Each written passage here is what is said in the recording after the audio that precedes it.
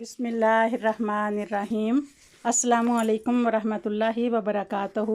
آج آپ کی خدمت میں دلکش آفریدی کی ایک نظم حاضر ہے، شعر اور شاعری۔ بہت اچھی، بہت شاندار نظم انہوں نے کہی ہے، تو آپ بھی سنیے۔ عرض کیا ہے، فکر و فن کے مظاہرے کے لیے ایک شاعر مشاعرے کے لیے جا رہے تھے بہت خوشی کے ساتھ، لے کے ایک شاعرہ کا ہاتھ میں ہاتھ۔ راہ میں ہولناک جنگل تھا، راہ میں ہولناک جنگل تھا، مرحلہ سخت ایک پل تھا۔ دفعتاً شیر نر نکل آیا، دیکھ کر شاعرہ کو غر آیا۔ شاعرہ شیر سے یہ کہنے لگی، آپ کی کیسے رال بہنے لگی۔ شاعرہ شیر سے یہ کہنے لگی، آپ کی کیسے رال بہنے لگی۔ کہیے کیا آپ کا ارادہ ہے، میرے دل کی بیاض سادہ ہے۔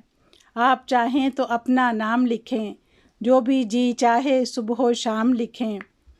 شیر بولا، میں سخت بھوکا ہوں، اپنے جنگل کا آپ راجا ہوں۔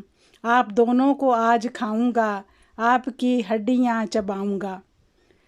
شاعرہ بولی، شیر نر صاحب، شاعرہ بولی، شیر نر صاحب، ہم ہیں اولاد حضرت غالب، جا رہے ہیں مشاعرے کے لیے، فکر و فن کے مظاہرے کے لیے۔